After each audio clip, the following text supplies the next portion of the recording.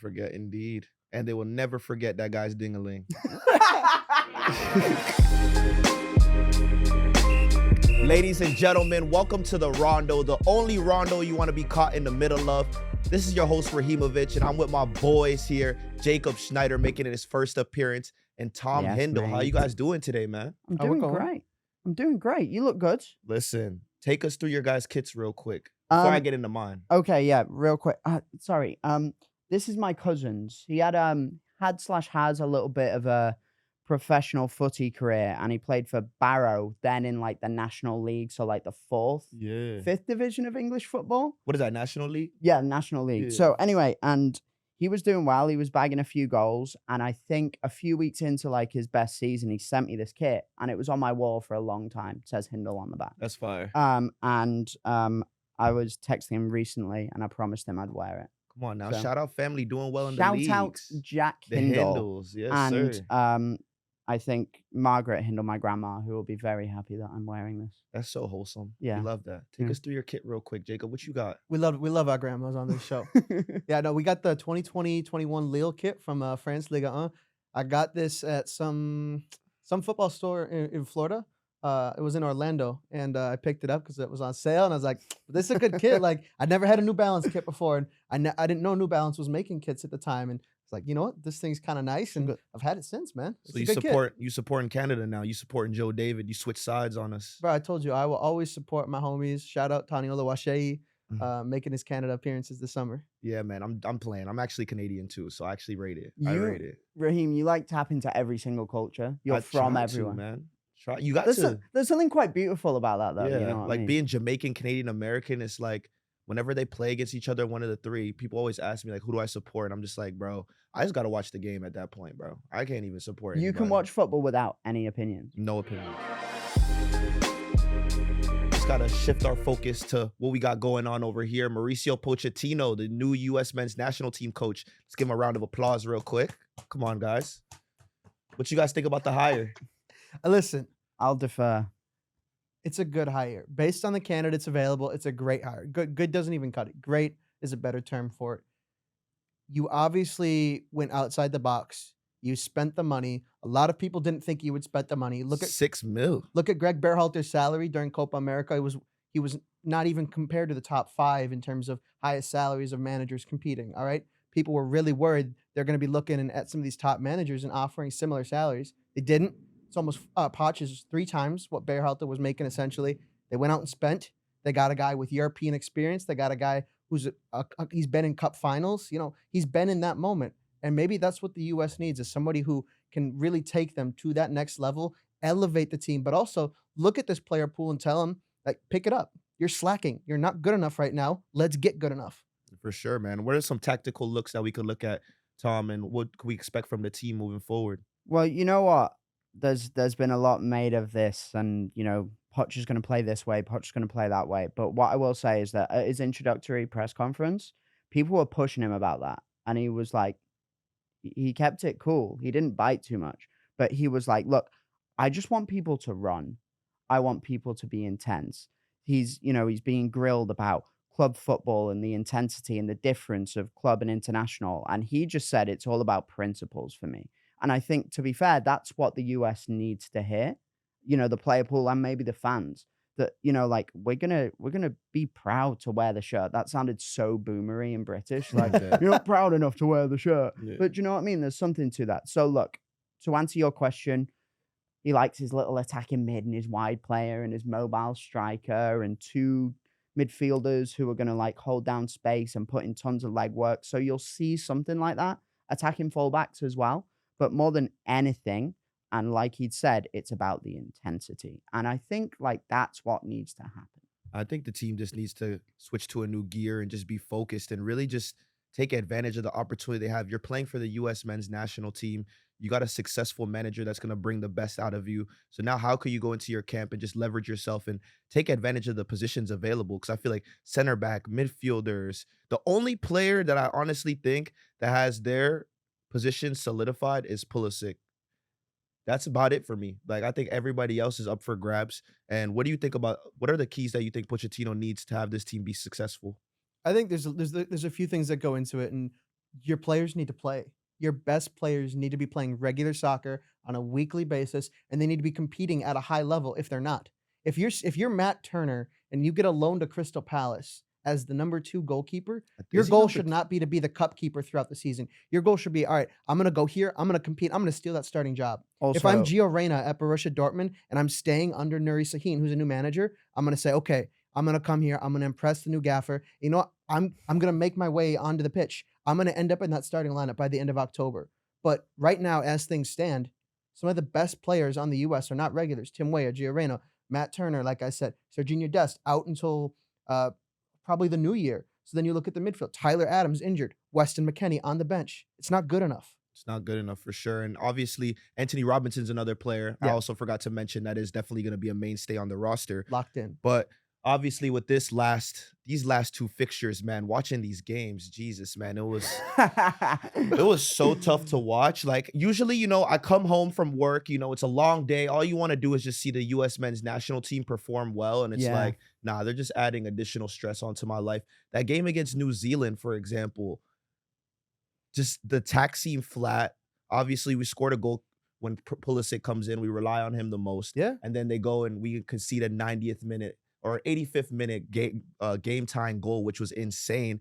Caleb Wiley comes, heads the ball in front of Mark McKenzie, goes off of him, and it goes into our net. And Matt Turner's literally in the middle of nowhere. So it's just like these little things that you would think a team of this caliber would not be giving up these sort of goals. So like what are these problems? Are they deeper than what we think, or do you think they're just, mental mistakes that they're going through? Well, I'll tell you what, I'll just say something really quick about those games and then I'll defer to Jacob or in fact, both of you, on your deeper knowledge of the US soccer landscape.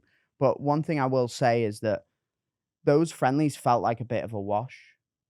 It's like you knew that there was a new manager coming in. You knew it was probably going to be Poch. What are you playing for?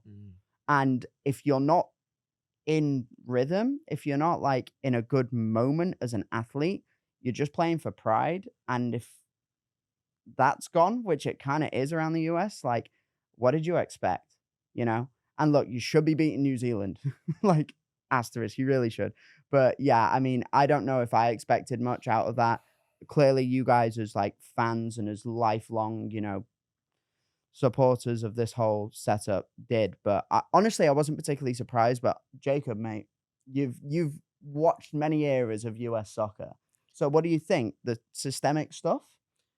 Here's how I look at it is I think we've got a great core. I think, obviously it being a young group and having Poch's experience with young players and his success with young players, it's going to be a good mix. But that September camp was a wash. It was abysmal. You can't just throw it in the bin, never look back at it. We're starting from ground zero. Obviously you can't do that, but that has to be the mentality because it was beyond poor. It was unwatchable to the point of where we're scrolling on social media looking for the funniest reactions to pastime. Like nobody wanted to stay with their eyes on the screen and be watching what was going on. And maybe it's not a fault to the players. Maybe it's not a fault to the coaching staff. Maybe it's just this transition era has messed with everybody's mentality and nobody was there. But mentality, Raheem, that was the key word that was thrown out by everybody post game. We saw it from Chris Richards. We saw it from Christian Pulisic. We saw it from people, personalities on air. I was watching ESPN. I saw Hercules Gomez talking about. He's like Christian Pulisic, one of the best players U.S. soccer's produced, right? But he's rather similar to Landon Donovan when he's kind of that introvert. He's not going to be the person on the field leading everybody around him. He'll be successful. He'll be performing at a high level, but he's not going to be that guy that is telling everybody around him to elevate and meet his level. Their U.S. soccer's kind of missing, and for a lack of a better word, they're missing that dog. Yeah, Like that Clint dog. Dempsey meshed with Landon Donovan well on the pitch because Clint Dempsey was that dog, and Donovan could carry everybody else. I U.S. soccer doesn't have that dog right now. For sure, man. I feel like that dog is definitely Tyler Adams, and with him missing and him being out with injury, it's like one of those things where you're telling Christian to provide a role that he's not comfortable with. And then if he doesn't provide that role, there's no one else on the team that will step up to be like, "Hey, you got to do better on the pitch. This is not good enough." Back in the day, you had Michael Bradley, Yep. you had Tim Howard, you had Carlos Bocanegra, you had real guys who would step up to the plate. If Landon didn't have to say a word, because he didn't have to say a word, he also had other guys he could defer to. Exactly. This team, there's no one to defer to. And it feels like also that some guys just don't even really know what their role is on the team. Like, I sometimes they're starting some games. You've seen, the first time that, Mark McKenzie and certain guys have started their first games as well, but it's hard to come in and start a game for a national team when you've been sitting on the bench for so long. So it's like a lot of these squads, you're seeing France, you're seeing Germany, they have the depth to rotate during Yep. matches and go with different 11s. With our team, we're playing the same 11 every time. And when those players aren't available, it's been what? It could be 2 or 3 camps until their last game that they played. They're getting called in, but they're not getting adequate minutes. So it's like when they're on the pitch, they don't really know their roles. And I think that goes deeper into like a systemic issue. That's more of just like an identity issue as well. Just how do you fit on the team? What's your role and what to expect from these players? A lot of these players, I can't tell you what to expect because I just haven't seen them do much on with a US men's national team kit on. It's funny though, because yeah, you're right and all of that. But, and I'm not just saying this to bait people, but it kind of reminds me of Man United. Mm. Do you know what I mean? Man United, for so long, they had like a structure in place, and look, levels, right? But US men's national team, you kind of knew what you were. You were like the giant killers who were like pretty Work good. hard. Yeah, no, but genuinely, it's Mm. like, okay, we can upset a couple people, and this is our identity. Man United, under Fergie and the Glazers, this is what we are, okay? So you remove the identity, a new generation comes through, new manager goes, and what are you left with? This kind of like remnants of the past and this idea that, hey, like, we're America and we're great, man. But like, you don't necessarily Tom's American accent has me dead right now. but you don't That- necessarily have that. So instead, it's like, okay, the next manager will solve it. The next player will solve it. And it's the kind of thing you see at United, right? And what the US did by bringing in Matt Crocker was fantastic because he's completely out of the picture. And I'm not just saying that because he's British, because a lot of British people are stupid. Hello. But point being, like, they brought in someone from out the picture to come in and, hey, let's make some tweaks. And it's a similar thing to what Ineos have done with United, right? But it's got to be changed, but it's got to be incremental, man. It's not just one player, one manager. The issue is that at an international level, you can't recruit, develop, coach, train. It's just like everything's got to come together for these 4 weeks, and if not, you suck. So it's a difficult thing, but it's interesting seeing those parallels across the football world. For Raheem, I sure. just want to piggyback real quick off what you were saying. Is you were talking about how what we were watching and nobody really stepped up to defend each other, right? We were watching 11 players represent the U.S., but it didn't feel like a team. It felt like 11 players. Like, it literally Mm. felt like 11 separate people on the pitch. There's On no the pitch. unity, no cohesion. Jesse Marsh's game plan in the Canada match was brilliant. And I Yeah. know Tom loves hearing that because he's a I Jesse am a Marsh massive fanatic. Jesse Marsh truther, bro. But Jesse Marsh, his game plan, like I said, they took down Christian Pulisic constantly. They were hacking at his ankles. They were taking him down, beating him 1v1. Every time he was on the ground, you know who got him up? His left hand or his right hand. Mhm. It wasn't another teammate. Nobody came there Nobody to back cared. him. Nobody came and, shoved someone in the back. Don't touch my captain. Don't Yeah. touch him. Get that yellow. Be aggressive. Show some mentality. They were cowards. They didn't show any sort of mentality that was like, all right, this is our guy. I'm going to defend him. I'm going to back him in this moment. They just watched him get up on his own. Can I? And you sorry. can't do that. I'm hoping, man. I'm hoping that this team could, at least get an identity and figure out how they want to play, how they want to make a mark in these games, because in 2026, we truly need a team to make an impact. Speaking of impact, we're going to talk about some streets won't forget ballers. This has obviously been a big trend going on Twitter, real Barclays men, Okay. So we're going to go through a little round real quick. Each of you guys are going to give me your top 3 streets won't forget ballers. So we're going to start off with you, Tom. Tell us one of your top 3 streets won't forget footballers. Okay, we're gonna go with like massive Brexit ball for this. So the whole Stoke meme is a bit overplayed, isn't it? Can you do it on a cold rainy night in Stoke or whatever? But the epitome of that Stoke team, Rory Delap. Rory Delap. streets Rory won't Delap. forget. The streets will not forget the stupid long throws that just as the Premier League was starting to turn more into, like tactics and quick football, and everyone's just getting wind of what Guardiola's doing at Barca, Stoke are like, how about an awkward white guy who throws the ball a long way? Yo, And crazy. here's the thing, though. It fucking worked. It worked. It worked. For a season, it worked. I think the 3rd game of the season, Stoke play Aston Villa at Villa Park. I was there. Injury time winner for Stoke. Long throw, just doinks off someone 3-2. It was Mad. insane how it was working too. I heard Arsene Wenger, he was complaining about it so much because he was like, this shouldn't even be legal.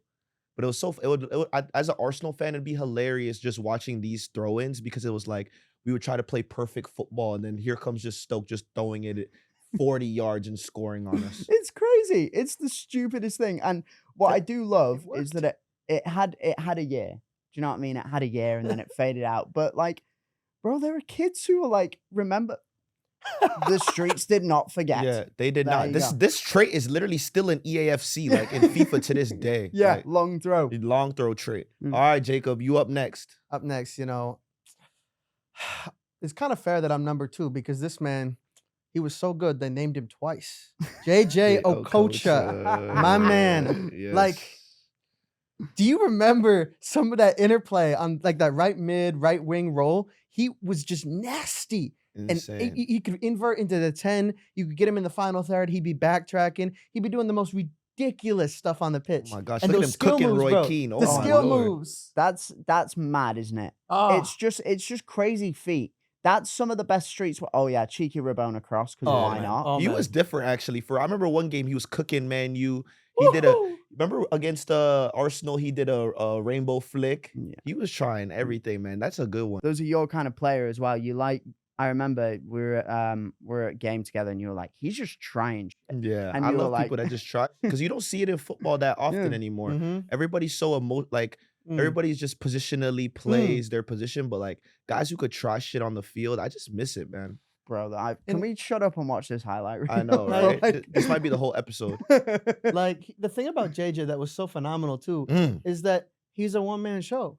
one man show. If you were a terrible team and you threw JJ Okocha in the mix, you'd be a good team. You fancy your sure. chance. But it was Absolutely. crazy. This Bolton squad had him, Anelka, Fernando Hierro, Yes, UC That's some- Laskalainen in that's net. some They had ballers, some bro. real ballers on their team back in the day. Bolton, man. Shout out Bolton. Go on. Moving on to me, my favorite streets won't forget, or my number one right now for this, I'm gonna have to do Adriano, man. Woo! What a beast. Left foot.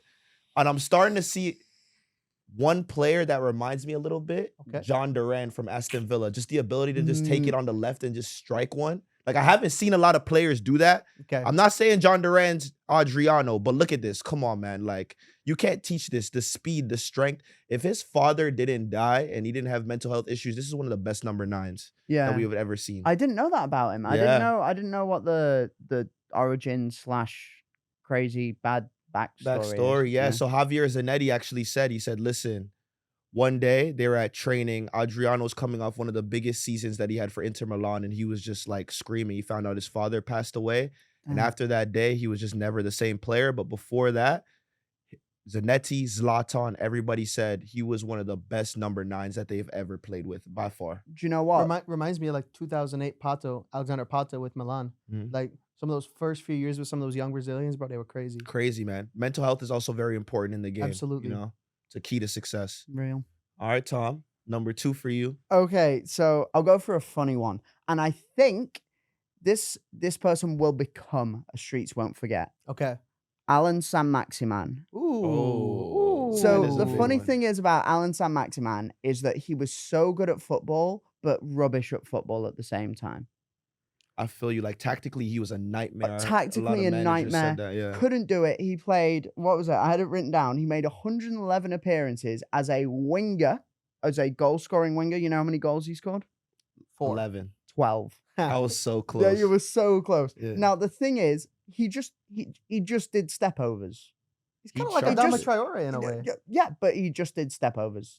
He just right. Okay, I'm going to dribble everyone. And this is when Newcastle were really, really rubbish.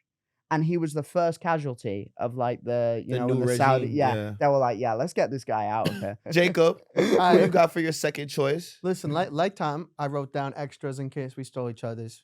We haven't so far, but since he went recent, I'm gonna go recent too. And I know producer Jack is gonna love this pick. We're gonna go with my boy Oscar, 2012-13 Chelsea. Oh, shout. Everybody remembers that goal versus Juventus. Doesn't matter Juventus. where you are in the world. Doesn't matter who you support. You remember the turn, the shot, the The finish. celebration. Iconic. That goal against Juventus is ingrained in my brain. But then you go on with his debut season, bro. The free kicks, the crosses, the switches. He was a beautiful footballer. And I know a lot of people look at him and they say, you went to China way too soon. You ruined your career. He set his family up with generational wealth, and I can't help but respect that. Obviously, we missed out on a top tier player for a decade in Europe. All right, we did, and it's disappointing. But his entire family is set up for the rest He's of his eating. life. And at some point, you just got to be like, all right, I respect you. You got the bag, but at the same time, you showed us who you were, and you gave us a delightful time in London. Like, Yeah. I adore him, and I still have my Oscar kit. Yeah. Stamford Bridge won't That's- forget for sure. Definitely, man. I mean, what was it? China back then was like the Saudi that it is now. Just Yeah. seeing guys go over there and go make their money. Oscar was what, like 23, Yeah, 24 going 23, to China? 24. It's actually kind of insane how early he went. But, Yeah. I could never blame a guy for changing his whole entire This one right family's here. life. Oh man, that full That's a field goal. volley. Well, that's the thing, isn't it? As well, is that as football fans, we're like, fuck you. Like, give us what we want. Uh-huh. Like, don't make decisions for yourself. We want content. Yes, we want goals. Yeah, we want goals. We want everything to look perfect. But then, yeah, look, the guy wants money. That's okay. Yeah. Listen, man, that English tax is different, bro. I totally get it, man. Taking 35% out of my shit, I'll go to China too. real quick though, his contract in China is up this December, and he's gone on the record and said he's not going to stay. He wants to leave. So what? now- MLS? Do we think he could be an MLS footballer? Of course he could. Let's I think start Oscar that. could Let's ball. start that rumor now and use our influence. I think on that, Oscar will ball in Oscar, if you're MLS. watching this, come to MLS, but at the same time, let me be that first interview. Yeah. That's my boy. My number 2 has got to be my boy D Studge, Daniel Sturridge. Okay. What a legend for me. Look, and I know Tom's happy about this because he's a Liverpool fan, but Daniel Sturridge, I used to do his dance. Like I was playing Did you academy actually? for Philadelphia Union in a couple of games. Like I remember one game against Chicago Fire. It was pouring rain, and it was like our under 16 year, and I did the dance, and Daniel Sturridge favorited it when I posted it on Okay. Instagram. So that No was way. fire. Yeah, so Daniel Sturridge, definitely a streets won't forget baller for me.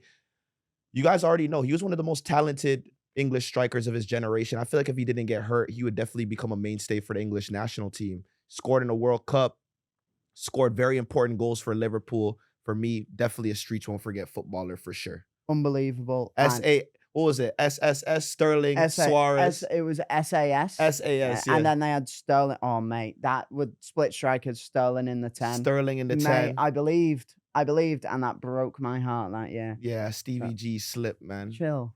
Sorry. It's too early. Too early It's still. it's Too still way early too still. soon. We're going to run our next segment here that we like to call Foul or Play On. We're going to go through some recent things that have been going on in the football sphere, and I'm going to let Tom and Jacob take us through in 30 seconds whether this is a foul or play on. So the first thing we're going to go through is Pulisic's post-match presser after the New Zealand game. Do you think the U.S. men's national team needs to take more responsibility for their results? Let's run the clip. The recent announcement of Mauricio Pochettino arriving, what excites you the most about what he can bring to this team? Yeah, I think just hopefully a culture that is willing to fight, that is willing to take risks, win. I mean, there's a lot of things that need to change, and just in the mentality and the culture of the group. I think we have the quality, but I know hopefully that that's the first thing that he's gonna want to change. Obviously, Christian looks very fed up. Yeah, bro. Very fed up. He looks pissed off. He looks so pissed, and honestly, I agree with him, man. He's literally scored a goal to win the match. They tie it in the last minute.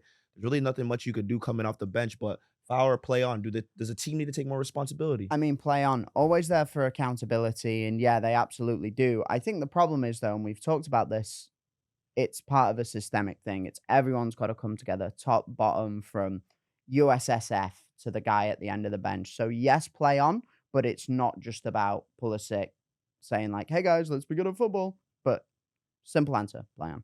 I'll play on too, and I'll track it back to what I was saying earlier. Is the U.S. soccer right now just they're at like a plateau where it's just like you're stagnating. There's nothing great. There's nothing really, really horrible. It's not great, but it's not horrible. But if you want to reach that next level, you need to have, accountability. As Tom mentioned, you need to have a mentality that says, you know what, we're going to go into 2026 and we're going to fucking beat everybody. We're going to take our step here and we're going to represent US soccer in front of our home fans with everybody in the entire goddamn world watching.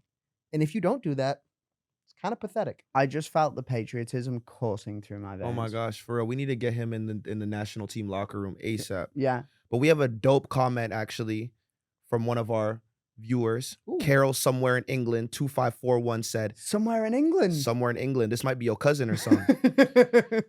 Jack, I am onto you. They said, let's be honest, which other country in the world sends off their players to be developed during international tournaments? Literally nobody. That's not the job of an international manager. Trying to correlate Harry Kane and Dele Alli at club level at the start of their career when they are with a manager day in, day out, and the USMNT, who will probably be with Poch a dozen times until the World Cup, is the worst kind of reach. I'm going to take this one if that's all right. Yeah. You can go first. I get what they're saying, but I think the whole premise around Poch being a developer of young players is that he excelled at it. And yes, there's a difference between club football and international football, but it wasn't just Dele Alli and Harry Kane. It was Adam Lallana too.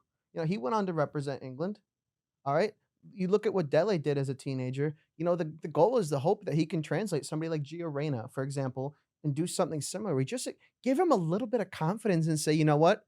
I'm looking at you in the eye and I'm saying you can do this. Because I don't know if Greg and Gio were ever able to have that kind of relationship after what happened after Qatar. And for somebody like him who really does have the talent to be one of the greatest U.S. soccer players of this generation, he hasn't shown it of late for club or country. We had a glimpse in March in the Nations League, a glimpse, and we loved it, right? But the hope is just that Poch can instill something in some of these young guys. It's not just Gio. We talk about Caleb Wiley having an awful cameo against New Zealand, forcing that header off Mackenzie into the back of the net for New Zealand's equalizer. He just signed for Chelsea. Now he's on loan at Strasbourg. You hope that somebody like that can, get confidence from a coach like Pochettino too. We just need these young guys to have somebody telling them, you know what? I believe in you and you can do it, but I'm going to hold you to a goddamn standard at the same time, right? You need to meet my expectations. And if you don't meet them, it doesn't matter where you play in Europe. Doesn't matter who you represent. You're with me now. And if you're not doing good enough, you're not going to be with me going forward. For sure. You agree with that, Tom? Foul or play on? Kind of. I mean, for me, play on. I don't think that players can necessarily be developed, quote unquote, in the way that you can every day. But I do. So yes. But also at the same time, I do think it's a question of confidence and vibes. And it's probably about getting the best out of what you already have rather than sort of taking Gio Reyna's game, for example, to the next level. So thank you. What was it? Carol from somewhere in England. 2541. 2541. Thanks for that. And next one, in Poch's press conference, he said, we should try to aim to win the World Cup. Let's watch the clip. And for sure, I think we have time. We have time. And we need to really believe in big things. We need to believe that we can win, not only a game, we can win the World Cup. Because if not, it's going to be so difficult, the journey. And we want players that arrive in the day one, in the training camp, and thinking big. And that is the only way to create, this philosophy or this idea altogether to perform and to really, to put your talent on the service of the team. So foul or play on? Is Poch right to think that the U.S. could win the World Cup? So play on, because I don't think he's saying that he thinks the U.S. can win the World Cup. I think he's saying that we need to have some belief that we can play well enough to get there. And I think that's a really important point. Very niche reference. Do you know what Mike Bassett, England manager, is? Okay, it's a stupid English mockumentary in which basically this rubbish manager gets the England job. And he gets there in his first press conference and goes, we are going to win the World Cup. And all these English journalists lose their minds, right? But when Mike Bassett says it, he is saying, we are winning this thing. Mauricio Pochettino is saying, we need to think that we can play well enough to win it. And honestly, that's the right mentality. If he'd gone up there and gone like, we're winning this shit, lads, then okay, no, you're not. But I'm all for the vibes and I'm all for the motivation. Why not believe that you can? For sure. What you think, Jacob? I think Tom's spot on first on. I know. Really? We just agreed. Nice one, What the man. hell, man? We did it. But like, I'm gonna be straight though, and I'm gonna say, I think what Poch is saying is play on. From a U.S. a U.S. soccer perspective, it's a foul because right now, U.S. soccer is not doing enough to prepare this team for 2026. We're gonna use the September window as an example. Canada played the U.S. and Mexico. Great games for Jesse Marsch to have for his team against two top CONCACAF opponents. U.S. soccer played Canada. Great. They set us up with New Zealand next. Not great. Yeah. You need to be playing better competition. It doesn't matter that they drew New Zealand. I don't want to hear a pathetic excuse that if you can't beat New Zealand, then you should be playing better competition. No.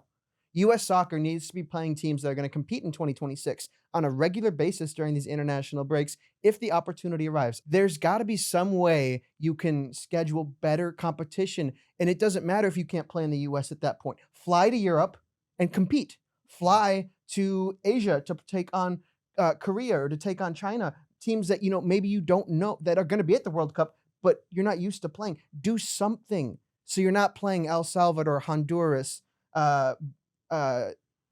Jamaica, Canada, and these teams, these CONCACAF opponents on repeat, because it's just not going to get you anywhere. It's not going to prepare you. We played Germany in October. We got our asses handed to us last fall, but hey, that was good experience, right? Learn something. It was good experience. We need to be doing that more, and right now we're not. So Poch has, I believe it's 9 or 10 windows until the World Cup. That's it. That's it. It's actually, I'm not gonna lie, it was kind of crazy seeing New Zealand, seeing Joe Bell, my old teammate at Virginia, playing against the U.S. men's national team. I'm like, bro, these guys need to be playing against. All right, I'm not saying Joe Bell's he's a great footballer. He's honestly one of the best footballers I've ever seen. I was gonna say, play. yeah, my one of the best teammate was footballers crap. that I've ever played with in college soccer, and Yeah. he's gone on to have a great career in Norway and in Sweden. But there are other teams with Yes. incredible midfielders that we need to be playing against. And when you're not playing against that competition, window in, window out, you're not going to see the best of the best. And then you don't want to go to the World Cup and you're playing these warm-up matches, and this is the first time that you're playing against quality competition. You got to go in knowing to expect. And I think with Pochettino, I'm hoping that they're able to schedule competition that's going to really test these guys. I mean, Yeah. real quickly, look ahead of Copa America when the U.S. played Colombia. Bro, that was a wake-up call Spanked. for them. They got Wake-up spanked. call. Yeah. But here's the thing. They didn't have anybody similar ahead of Colombia to prepare them for competition like They that. had the Brazil game.